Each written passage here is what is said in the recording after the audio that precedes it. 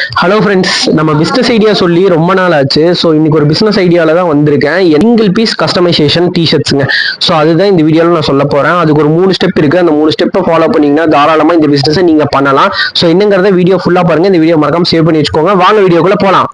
First step என்னன்னா, உங்களுக்கு ஒரு மேனுஃபேக்சரர்ஸ் தேவைங்க. ஸோ மேனுஃபேக்சரர்ஸ் பிளெயினாக உங்களுக்கு கொடுக்கணும் டிஷர்ட்ஸ் எல்லாம். ஸோ அதுக்கு தான் நம்ம இருக்கோம். ஸோ தாராளமாக வந்து பார்த்தீங்கன்னா பிளெயின் டிஷர்ட் கொடுக்க நம்ம ரெடி. ஸோ ஃபர்ஸ்ட் டிக்கு ரெடி.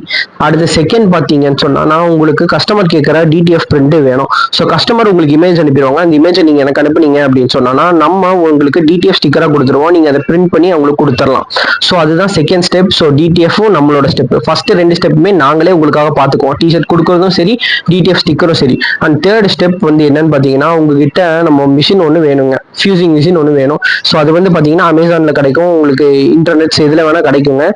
நெட்டில் செக் பண்ணி பாருங்க. எங்கே உங்களுக்கு வந்து அஃபோர்டபுளாக கிடைக்குதோ அங்கே வாங்கிக்கோங்க. ஸோ வாங்கிட்டு நான் கொடுக்குற டிசைனையும் பிளைனையும் பிரிண்ட் பண்ணிட்டு கஸ்டமருக்கு சென்ட் பண்ணீங்கன்னு சொன்னா சிங்கிள் பீஸ் கஸ்டமைசேஷன் ரெடி. இது இப்படிதான் இந்த பிசினஸை பண்ணணும். ஸோ இது ஃபுல்லாக எக்ஸ்பிளைன் பண்ணணும்னு நினைச்சீங்கன்னா கீழே கமெண்ட் செக்ஷன்ல ஃபுல்லாக எக்ஸ்பிளைன் பண்ணுங்க ப்ரோ அப்படின்னு சொல்லுங்க. ஒரு பெரிய லென்த் வீடியோவாகவே போட்டுடலாம். ஸோ இந்த மாதிரி கண்டென்ட் வேணும்னு நினைச்சீங்கன்னா இந்த பேஜை ஃபாலோ பண்ணிட்டு இந்த வீடியோ கூட லைக்கும் கொடுத்துருங்க. அடுத்த வீடியோவில் சந்திப்போம். பாய்.